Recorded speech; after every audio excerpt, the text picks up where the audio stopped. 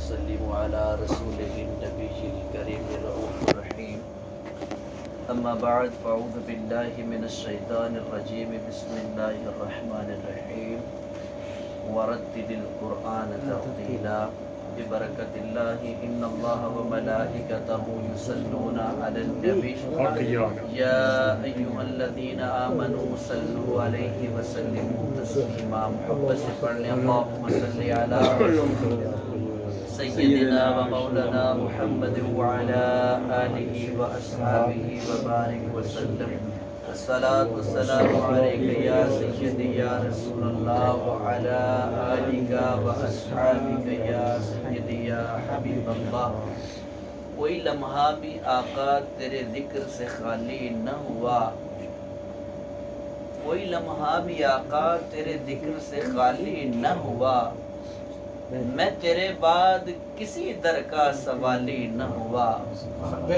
اور ہر حسین ہے حسن محمد سے خیرات طلب، ہر حسین ہے حسن محمد سے خیرات طلب، بے شک ارے کوئی چہرہ بھی محمد سا جمالی نہ ہوا. اور میرے آقا تو ہے یثرب کو مدینے میں بدلنے والا، میرے آقا تو ہے یثرب کو مدینے سے بدلنے والا، ارے تیرے جیسا تو کسی شہر کا والی نہ ہوا. اور میں نے ہر دور کی تاریخ کو جانکا فخری، میں نے ہر دور کی تاریخ کو جانکا فخری کہ کوئی انسان بھی محمد سا مثالی نہ ہوا، کوئی انسان بھی محمد سا مثالی نہ ہوا. اللہ کا کرم ہے کہ جمعۃ المبارک کی مبارک گھڑیوں میں ہم سب مل بیٹھ کے اللہ اور اس کے پیارے بندوں کا ذکر کرنے کے لیے ہم جمع ہیں. اکثر کچھ لوگوں کا خیال میں یہ سوال آتا ہوگا کہ لاکھوں کروڑوں لوگ اس وقت دنیا میں موجود ہیں اور اس طرح کی محفلیں بہت کم ہیں، اگر ہیں بھی تو ان میں بہت کم لوگ جاتے ہیں. تو میں ایک مثال سن رہا تھا، کسی عارف نے بہت خوبصورت انداز میں کسی اللہ کے ولی نے اس کو بیان فرمایا. ان سے کسی نے سوال کیا کہ دنیا میں زیادہ برے لوگ کیوں ہیں اور اچھے لوگ بہت کم ہیں؟ تو انہوں نے مثال دی کہ جو گاؤں والے لوگ ہیں نا، زمیندار، وہ اس کو بڑا اچھی طرح سمجھتے ہیں کہ آپ فصل بیجتے ہیں نا، فار ایگزامپل کوئی ایک فصل لے لیں، آپ نے گندم بیجی تو گندم کی کٹائی کرنے کے بعد اس کو آپ نے مشین کے اندر ڈالا اور مشین نے اس کو کاٹا کترا اور بوسا الگ کر دیا اور دانے الگ کر دیے. اب جو بوسا ہے چاہے جانوروں کو ڈال لیں، چاہے زمین میں چھوڑ دیں، چاہے پھینک دیں، چاہے بیچ دیں. کبھی آپ نے دیکھا کہ دانے جو ہیں وہ بھی کبھی کسی نے پھینکے ہوں؟ جی، دانے تو اگر زمین پہ بھی گرے ہوں تو کوشش کرتے ہیں کہ ہاتھوں سے اس کو بورے کے اندر ڈال لیں. تو اصل میں جو فصل پوری ہوتی ہے، یہ بلا تشبیہ و بلا مثال، یہ انسانیت بھی ایک اللہ کی فصل ہے. سمجھ آئے؟ سیم لائک ایسے ایک مثال کے طور پہ تشبیہ دی جاتی ہے. تو اس میں جو کام کے دانے تو ہوتے ہیں نا، کھانے والے کام کے ہوتے ہیں، ان کو تو نہیں کوئی ضائع کرتا، وہ بہت تھوڑے نکلتے ہیں، اور بوسا جو ہے وہ بہت زیادہ نکلتا ہے. تو سیم لائک ایسے ہے کہ وہ جو خالص لوگ ہوتے ہیں وہ کم ہوتے ہیں، جو اللہ کی رضا کے لیے جیتے، اللہ کی رضا کے لیے مرتے ہیں، اپنے ایمان کو تازہ کرنے کے لیے اللہ کے ذکر کی طرف رجوع کرتے ہیں، محافظ کی طرف، مسجدوں کی طرف رجوع کرتے ہیں، اپنے رب سے ٹوٹا ہوا رابطہ جوڑنے کے لیے. تو سیم لائک مثال ایسے ہے جس طرح وہ خالص دانے نکلتے ہیں اور بوسا نکلتا ہے. سمجھ آگی بات کی؟ اس کی مثال میں جو دلیل ہے وہ حدیث پاک سے پیش کرتا ہوں. حضور علیہ السلام نے فرمایا کہ مثل الذی یذکر ربہ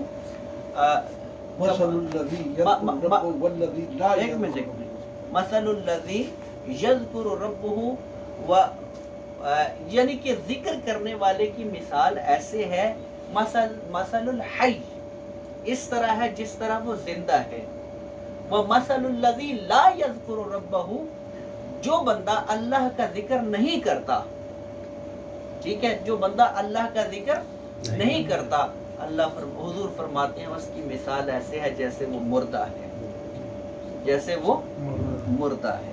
اللہ کا ذکر کرنے والے زندہ ہیں، محفلوں میں جا کے بیٹھ جائیں، مسجد میں جا کے خطبہ جمعہ کا سنیں، یہاں تو عربی ہوتی ہے، سب کو سمجھ نہیں آتی، ایک ایمان تازہ، آج یہاں خطبہ عربی میں دے رہے تھے تو ایمان تازہ ہو جاتا ہے بندے کا جب اس کو سمجھ آ رہی ہوتی ہے، جب ایک ہمارا اصل میں ہمارا جو کنیکشن ہے وہ تو حضور کی ذات والا ہے نا، ایمان والا ایک کنیکشن ہے، تو جب ہمارے اپنے گھر کی بات کی جائے تو دل نے تو خوش ہونا ہی ہے نا، اللہ بھی ہمارے، حضور بھی ہمارے، صحابہ بھی ہمارے، اہل بیت بھی ہمارے، اللہ کے ولی بھی ہمارے، ہم کتنے خوش نصیب ہیں، جو کام کا بندہ وہ ہمارا ہے، ہم کتنے خوش نصیب ہیں کہ کائنات میں اللہ نے جو کام کی چیز دی ہے وہ ہماری ہے، الحمدللہ۔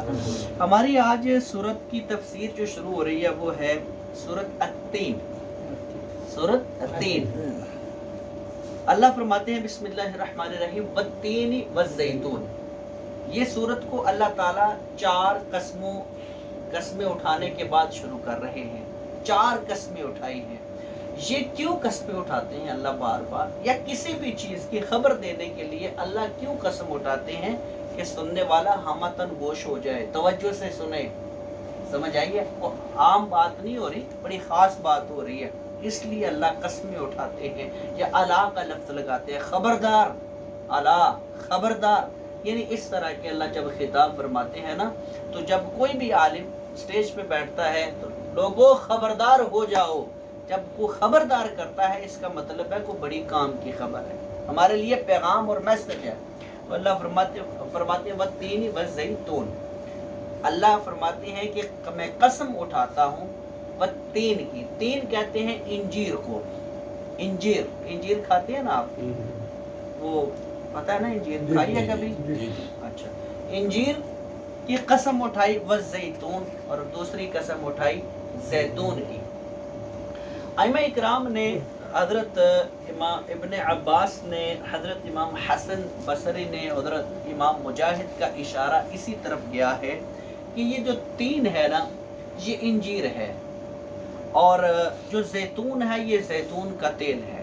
کچھ ائمہ اکرام نے اس کا اختلاف کیا، کچھ کہتے ہیں کہ جو تین ہے نا یہ وہ پہاڑ ہے، وہ ایریا ہے جس جگہ پہ نوح علیہ السلام کی کشتی رکی تھی، اس جگہ کو تین کہتے ہیں، اور جو زیتون ہے یہ بیت المقدس کا علاقہ ہے، اس کی تشبیہ دی جاتی ہے۔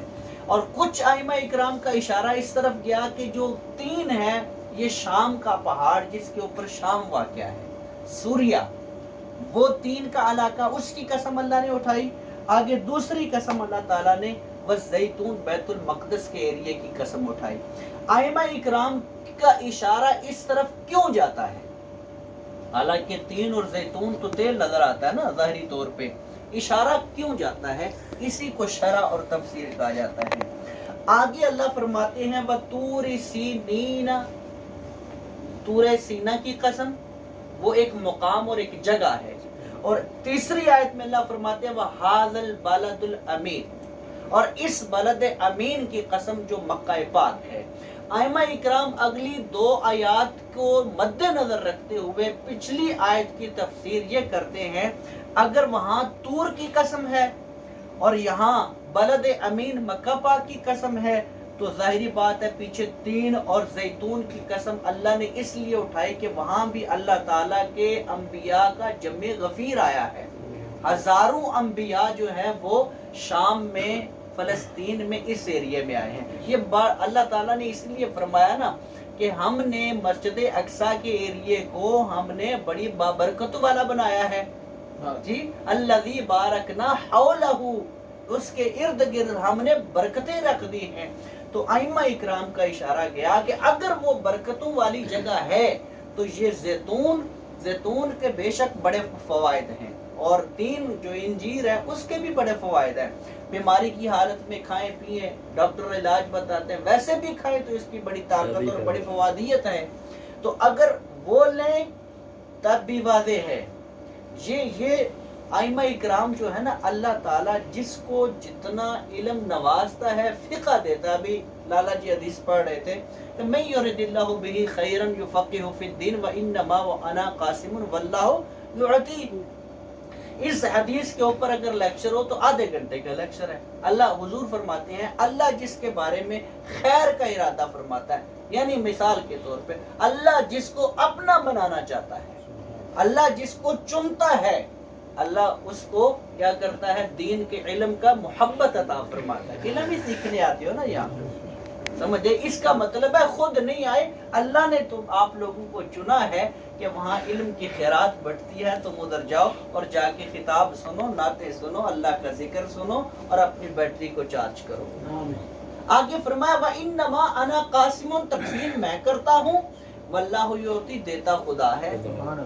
اب سوال پیدا ہوا کہ اگر علم کی خیرات لینی ہے تو حضور کے قدموں میں جانا پڑے گا، اور حضور کے قدموں تک پہنچنے کے لیے دروازے کا استعمال کرنا پڑے گا، دروازے سے جانا پڑے گا. تو حضور علیہ السلام نے فرمایا کہ انا مدینۃ العلم وعلی بابها، میں علم کا شہر ہوں اور علی اس کا دروازہ ہے. حضور کی دہلیز پہ جانے کے لیے باب علی سے گزرنا پڑے گا، وہاں سے جائیں گے تو خیرات ملے گی. وہاں سے اگر آپ دروازہ علی سے گزر کے جانے والا عالم ولی کبھی بے ادب نہیں ہو سکتا. یہ بات میری لکھ لے آج. جو دروازہ علی سے جا کے خیرات پاتا ہے نا حضور سے، وہ عالم، وہ مفکر، وہ محدث، وہ جو بھی ہے، وہ کبھی بے ادب نہیں ہوتا. جو ڈائریکٹ جا کے علم لیتے ہیں نا، ڈائریکٹ جا کے علم لیتے ہیں، اکثریت ان کی زبان سے بے ادبی کے کلمات نکل آتے ہیں. سمجھ آ گئی بات کی؟ تو فرمایا والتین، انجیر کی قسم ہے، والزیتون، اور زیتون کی قسم ہے. دونوں چیزیں ہی بڑی فوائد، ہر چیز کا اپنا اپنا فائدہ ہے. سمجھ آگی؟ آگے فرمایا وَطُورِ سِینِین، اور قسم ہے طور سینا کی، جس طور سینا پر موسیٰ علیہ السلام کو نبوت کا اعلان کرنے کے لیے حکم ہوا. پہلی ملاقات طور سینا پہ ہوئی، وہاں جتنی ملاقاتیں ہوئی، نبوت ملی، جو کچھ ہوا طور سینا، یعنی ایک وہ بڑی خوبصورت اور پاک اور صاف وادی. یہاں تک کہ موسیٰ علیہ السلام جاتے ہیں، اللہ کہتے ہیں جوتے پیچھے اتار دو. میرے مالک کیوں؟ فرمایا اس لیے یہ پاک وادی ہے، یہاں جوتا لے کے آنا نہیں آنا. آگے فرمایا وَهَذَا بَلَدُ الْأَمِينَ، اور قسم ہے مجھے اس بلد امین کی. بلد امین کے اوپر تھوڑی سی گفتگو سن لیجئے، پھر میں آگے چلتا ہوں، لمبی نہیں کروں گا، بڑا شارٹ سا ہم نے اس مکمل کرنا صورت. امین نکلا ہے آمانہ سے. آمانہ کہتے ہیں امن کو، آمانہ کہتے ہیں امن کو. یہاں ایک میں آپ کو محبت والی بات بھی شیئر کر دوں آپ کے ساتھ. سیدہ کائنات سیدہ آمینہ سلام اللہ علیہ، حضور علیہ السلام کی ماما، حضور علیہ السلام کی ماما، جس کو بے ادب لوگ معاذ اللہ کہتے ہیں ماں باپ جنت میں نہیں جا سکتے. وہ سمجھ آ گئی؟ حضور کے ماما اور بابا، ان کا نام سنے ذرا، مجھے امن سے وہ یاد آ گیا تو میں ادھر نکل گیا تھوڑا سا. سیدہ آمینہ رضی اللہ تعالی عنہا کا جو نام ہے، آمینہ کا معنی دو بنتے ہیں، لغوی معنی اور اس کا لفظی معنی دو بنتے ہیں. ایک معنی بنتا ہے ایمان والی، آمینہ کا معنی ہے، بولے سارے، آمینہ کا معنی ہے ایمان والی، ٹھیک ہے. دوسرا ہے امن والی. سمجھ آ گئی بات کی؟ اچھا جو ہو ایمان اور امن والی، ہائے ہائے ہائے.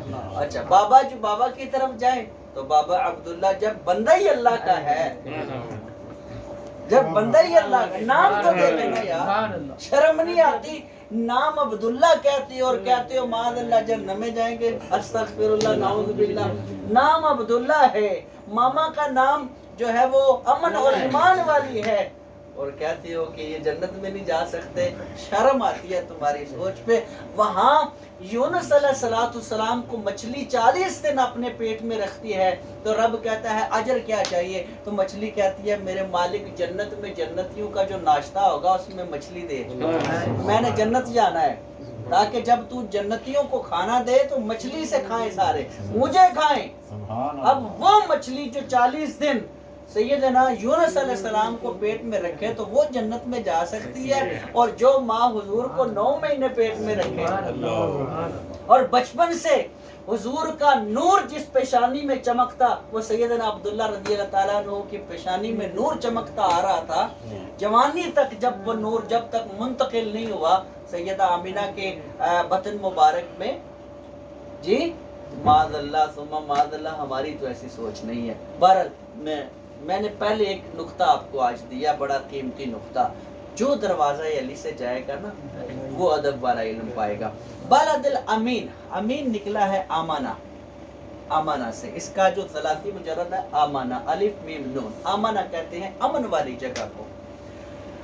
کبھی کسی کے باپ کا قاتل بھی بھاگتا ہوا مکہ کی حدود میں داخل ہو جاتا تھا نا دور جہلیت میں بھی، تو اس کو بھی لوگ بدلہ نہیں لیتے تھے، کیونکہ یہ امن والی جگہ میں آیا۔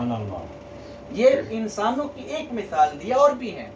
اور دوسری مثال جانوروں کی، اگر کسی ہرن یا بکری کے پیچھے چیتا یا شیر یا بھیڑیا لگا ہوتا تھا نا، اس کو پکڑنے کے لیے، کھانے کے لیے، شکار کرنے کے لیے، اگر وہ ہرن یا بکری مکے کی حدود میں داخل ہو جاتی تھی نا، حرم کی حدود میں، تو چیتا یا بھیڑیا یا شیر واپس مڑ جاتا تھا، شکار نہیں کرتا تھا۔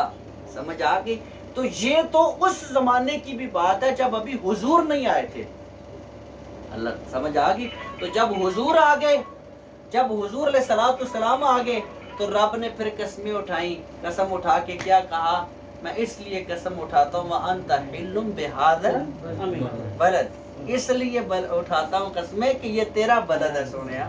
تو پھر اللہ تعالیٰ نے پوری کائنات کی سرزمین میں سے جو سب سے پاک، سب سے امن والی، سب سے زیادہ سکون والی، سب سے زیادہ خوبصورت زمین تھی، وہ اپنے حبیب کے مولود کے لیے، حبیب کی پیدائش کے لیے اس سرزمین کو چنا، اس لیے اس کو بلد الامین کہتے ہیں۔ ٹھیک ہے جی؟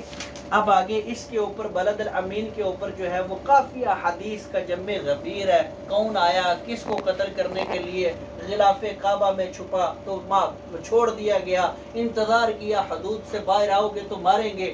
تو کچھ ایسے لوگ تھے کہ حضور علیہ السلام نے خود حکم فرمایا کہ اگر وہ خانہ کعبہ کے غلاف میں بھی چھپے ہوں تو قتل کر دیں۔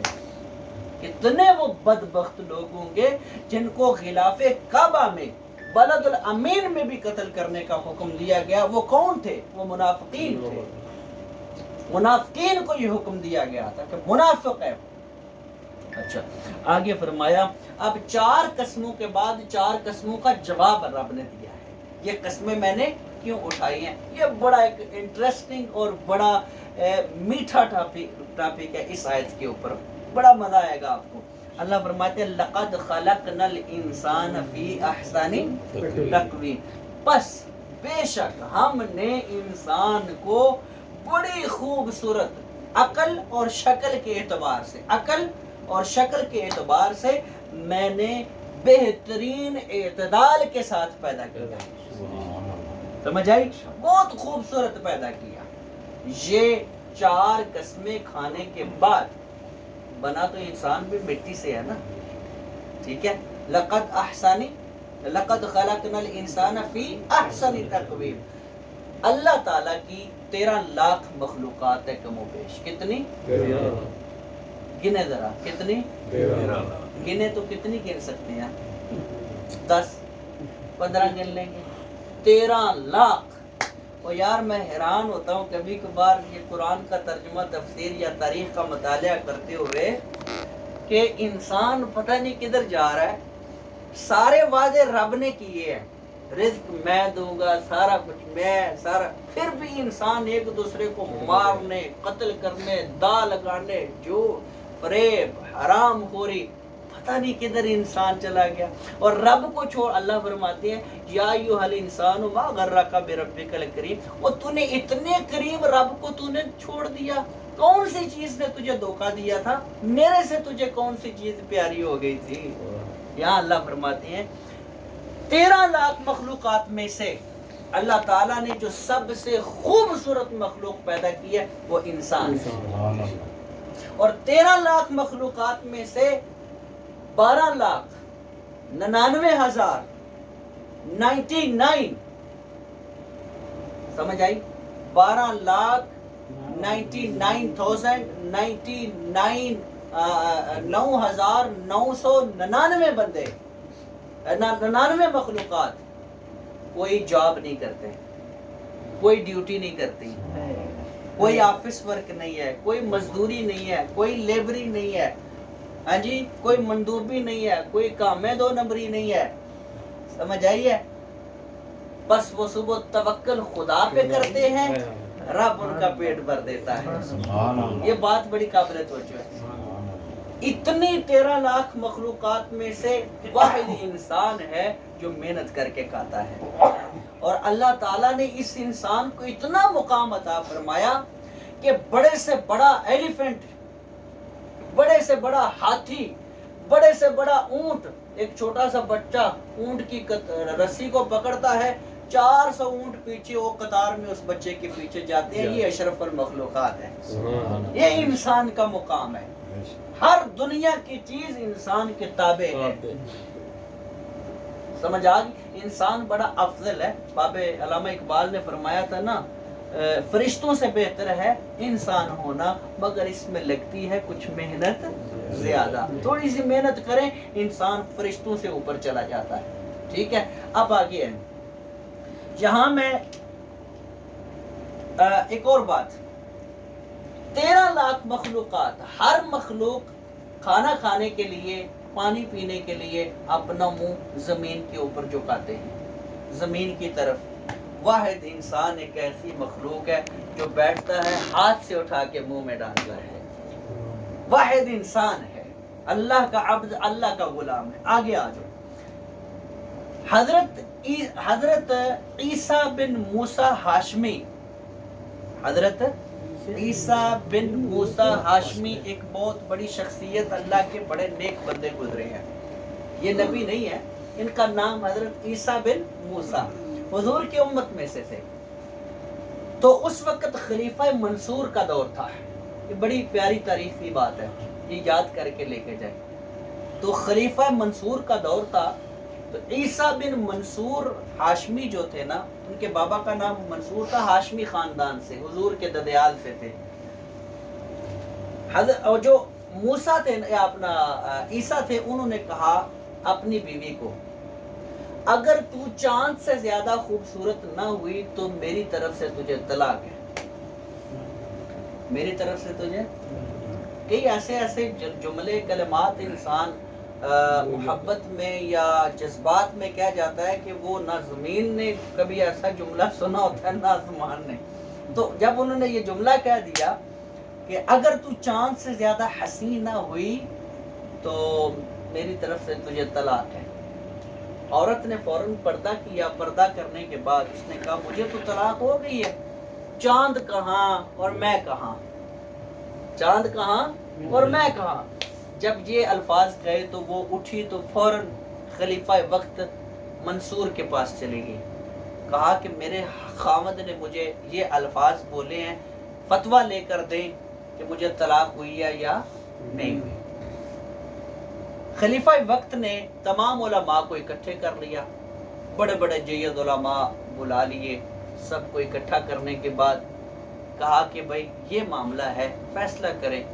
تمام چاروں اماموں میں سے جتنے علماء تھے سب نے کہا کہ طلاق ہو چکی ہے، طلاق ہو چکی ہے، کیونکہ چاند سے حسین تو نہیں انسان ہو سکتا نا، چاند تو چمکتا خوبصورت ہے۔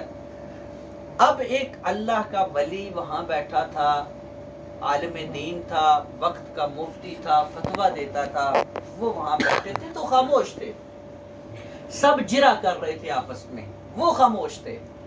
تو خلیفہ منصور نے پوچھا کہ آپ کیوں خاموش ہیں اور آپ کون سے عقیدے کو فالو کرتے ہیں، کون سے امام کے پیروکار ہیں؟ تو آپ نے فرمایا میں امام اعظم ابو حنیفہ کا شاگرد ہوں، میں ان کو فالو کرتا ہوں، میں نے ان کا علم پڑھا ہوا ہے اور میری طرف سے طلاق نہیں ہوئی۔ میری طرف سے طلاق جتنے علماء 100 تھے 50 تھے 20 تھے ہکے بکے رہ گئے بھائی سارے علماء ایک طرف ایک عالم ایک طرف اب فیصلہ تو اسی کا مانا جائے گا نا جس کے پاس کوئی دلیل ہوگی اب انہوں نے اپنی دلیلیں پیش کی تو حضرت صاحب نے جو امام اعظم کے مقلد تھے انہوں نے اپنی جو ہے وہ دلیل پیش کی انہوں نے یہ قرآن کی دلیل پیش کی لقد خلقنا الانسان فی احسن اللہ فرماتے ہیں میں نے تمام مخلوقات میں سب سے خوبصورت سب سے حسین انسان کو بنایا سب سے خوبصورت میں نے اچھا انہوں نے کہا بھائی چاند کی دلیل قرآن سے نکال کے دو کہ اللہ نے کہا کہ میں چاند کو خوبصورت اس طرح بنایا ہے سورج کی کوئی کسی مخلوق کی بتا دو سارے عالم سر پہ ہاتھ رکھے بیٹھے کے بیٹھے رہ گئے یہ ہوتا ہے علم اور یہ ہوتا ہے سمندر سے علم لینا اور اللہ جس کو جو عطا کرے سمجھ آ گئی تو اب ہم کسی کو تو نہیں کہہ سکتے کہ تیری شکل کیسی ہے تیرا ناک کہتا ہے تیری آنکھیں کیسی ہیں نہیں اللہ جب کہتے ہیں کہ میں نے سونا بنایا تو سونا ہے سمجھ آ گئی بات کی اب آگے فرمایا ثم رددناہ اسفل سافلین اللہ فرماتے ہیں پھر ہم نے لوٹا دیا اس کو پست ترین حالت کی طرف پست ترین یعنی گندگی کی طرف برائی کی طرف برائی کا مطلب کیا ہے یہاں آ کے دو اللہ تعالیٰ جل شانہ نے پورے قرآن میں جو دو راستے بتائے ہیں نا یہ دو راستوں کی بات ہوگی اللہ فرمایا ثم رددناہ اسفل سافلین اسفل سافلین ہم نے ایک کو جو گڑھے کی طرف ہم نے بستی کی طرف پھینک دیا کس کو اس بندے کو جو ایمان لانے کے بعد بھی ایمان نہیں رکھتا ہر برا کام کو منافق شخص جس کو کہتے ہیں کافر ہیں برے لوگ ہیں قسم قسم کے ایک دوسرے کی گردنیں کاٹنے والے وہی انسان اپنی بچیوں کو زندہ درگور کرنے والا گاجر مولی کی طرح انسان انسانوں کو کاٹتا ہے انسان انسانوں کا دشمن بنا ہوا ہے یہ وہ اسفل سافلین کے زمرے میں یہ لوگ آتے ہیں چاہے کو آپ کا مسلمان حاکم بیٹھا ہو گاجر مولی کی طرح مظلوم عوام کو قتل کرے مارے وہ اس دائرہ کار میں آتا ہے یہ بات یاد رکھیں آگے فرماتے ہیں اللہ تعالیٰ الا الذین الا مگر الا الذین آمنوا مگر وہ لوگ جو ایمان لائے الا الذین آمنوا مگر وہ لوگ جو ایمان لائے وعملوا الصالحات اور اچھے کام کیے انہوں نے کوشش کرتے رہے اچھے کام ہو جائے کوشش کرتے رہے آخرت سنور جائے اللہ کی مخلوق کو کچھ فائدہ ہو جائے ایک دوسرے کو کھانا کھلاتے رہے ایک دوسرے کو سلام کرتے رہے ایک دوسرے کی صلح کرتے رہے انسانیت کی مدد کرتے رہے انسانیت کی خدمت کرتے رہے جو اللہ کی رضا کے لیے ایک دوسرے کی مدد کرتے رہے اچھے کام کرتے رہے مذہبی اپنے معاملات بھی اور دین کے معاملات بھی دونوں کو اچھے طریقے سے چلاتے رہے دنیا بھی حاصل کی اور دین بھی حاصل کیا نہ دین کو ہاتھ سے جانے دیا نہ دنیا کو ہاتھ سے جانے دیا دونوں چیزیں برابر رکھی دنیا بھی اور آخرت بھی کام اچھے کرتے رہے اللہ فرماتے ہیں وَلَهُمْ أَجْرٌ غَيْرُ مَمْنُونَ اللہ فرماتے ہیں ان کے لیے ممنون نہ ختم ہونے والا اجر میں نے تیار کر رکھا ایسا اجر جو کبھی ختم ہی نہیں ہوگا جنت میں جائیں گے تو خالدون فیہا ہمیشہ رہیں گے اس میں اور ہر روز ان کو نیا سے نیا ان کو اجر ملتا جائے گا اللہ فرماتے ہیں فما یکذبک بعد بدین یہ دو فرقے ہو گئے ایک اسفل سافلین والا اور ایک آمنوا وعملوا الصالحات والا آگے فرماتے ہیں فما یکذبک بعد بالدین بس کون جھٹلا سکتا ہے پھر اس کے بعد جزا اور سزا کو ہے کوئی جھٹلانے والا کسی میں اتنی ہمت ہے ہاں کافر لوگ جھٹلاتے ہیں اللہ کی سزا اور جزا کو نان مسلمز لوگ حتیٰ کہ یار دور نہ جاؤ یار ہمارے اپنے مسلمان ہاں جی کہو کسی کو نماز کے لیے تو وہ کیا کہے گا؟ جاؤ یار تم پڑھو اپنی، اگر تم جنت میں چلے گئے تو اسی بھی چلے جاتے ہیں۔ یار اپنے مسلمان، شرم نہیں آتی کسی مسلمان کو نماز کا کہنے کے لیے یار نماز پڑھو؟ عجیب مسلمان ہے نا ہم بھی۔ چلو اور تو معاملات بعد میں ہے نا، پہلے تو پہلا رکن تو یہی ہے، کم سے کم نماز تو پڑھے یار۔ اچھا آگے اللہ فرماتے الیس اللہ باحکم الحاکمین۔ اللہ فرماتے ہیں یہاں پہلے نفی کا صیغہ آیا ہے، الیسا نہیں ہے اللہ تعالی باحکم الحاکمین، تمام حکمرانوں کا سب سے بڑا حکمران اللہ نہیں ہے؟ آمنا وصدقنا، ہم تو کہتے ہیں اللہ تو ہی سب سے بڑا کارساز ہے، تو ہی ہمارا رب ہے، تیرے سے بڑا کون حاکم ہے؟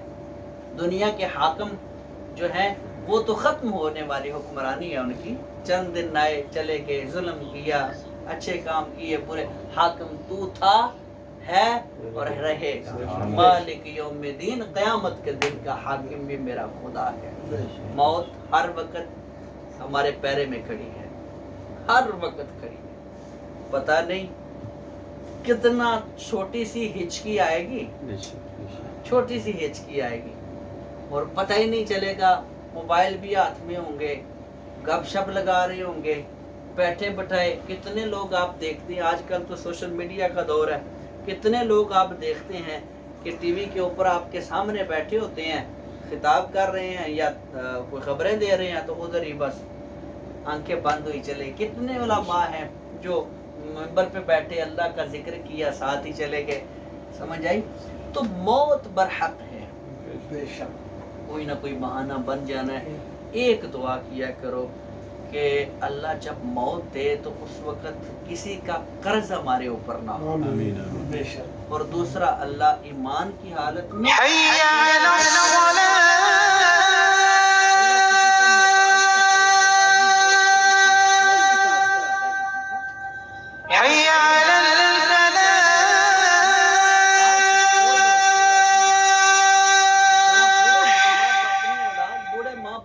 پیسے نہیں چاہیے، بوڑھے ماں باپ کو اولاد کا وقت چاہیے کہ ہماری اولاد ہمارے پاس 10 منٹ بیٹھ جائے، وہ ہمارے ساتھ دکھ سکھ شیئر کرے۔ اولادوں کو موبائل ہی نہیں چھوڑتے بھائی، یہ بات صحیح ہے غلط ہے؟ ہاں جی، وہ میں پچھلے دنوں ایک پڑھ رہا تھا پوسٹ، کسی نے لکھا ہوا ابا جی میں شناختی کارڈ بنوانے جا رہا ہوں تو کیا نشانی لگواؤں؟ نشانی کیا لگواؤں بھائی؟ یعنی ماتھے پہ تیل ہے یا وہ نشانی لگتے ہیں نا، نشانتی علامت، تو انہیں کہا میرا پتر نشانی لگا لا سجی ہاتھ سے موبائل، یعنی نشانی لگا لا دائیں ہاتھ میں موبائل، یعنی جس کا دائیں ہاتھ میں موبائل ہوگا وہ تو ہی ہوگا، یعنی ہر وقت موبائل چھوڑنا چاہیے نہیں۔ تو یہی حالات ہے، ہر طرف ایسے ہی حالات ہے۔ اللہ تعالی ہمیں علم سے محبت عطا فرمائے۔ اگلے جمعۃ المبارک بند کر دیں، اگلے جمعۃ المبارک جو صورت ہے نا وہ اس لیے زیادہ مزیدار ہے